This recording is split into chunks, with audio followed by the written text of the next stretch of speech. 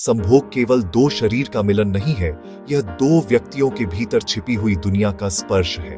बाहर से यह साधारण लगता है, एक स्त्री और एक पुरुष का एक दूसरे के पास आना, पर भीतर यह बहुत सूक्ष्म और गहरा अनुभव है। जैसे दो नदियां मिलती हैं तो वे केवल जल नहीं मिलाती, वे अपनी अपनी यात्राएं, अपने रास्तों की मिट्टी, अपने भीतर की ध्वनियां साथ लाती हैं। स्त्री और पुरुष जब एक दूसरे की ओर आकर्षित होते हैं तो वह केवल रूप या देह का खिंचाव नहीं होता, वह उस अकेलेपन की पुकार भी होती है जो हर मनुष्य के भीतर कहीं शांत बैठा रहता है। हम सब अपने भीतर अधूरे हैं। संभोग उस अधूरेपन को क्षण भर के लिए पूर्णता का अनुभव देता है। जब दो लोग सच में एक दूसरे के सामने खुलते हैं, तब संभोग केवल स्पर्श नहीं रहता, वह विश्वास बन जाता है। स्त्री के लिए यह अपने भीतर की कोमलता को किसी के सामने सुरक्षित रखना है। पुरुष के लिए यह अपनी कठोरता के पीछे छिपी नरमी को स्वीकार करना है।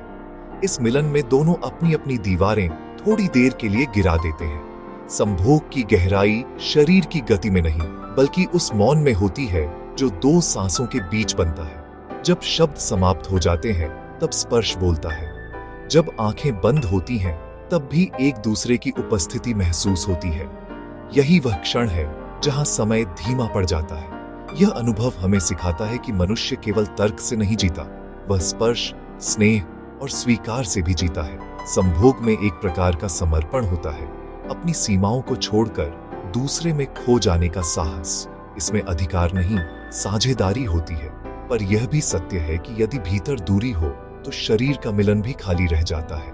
केवल देह का साथ आत्मा को संतुष्टि नहीं दे पाता। इसलिए संभोग तब गहरा होता है जब उसमें सम्मान हो, संवेदना हो और एक दूसरे को सच में समझने की इच्छा हो।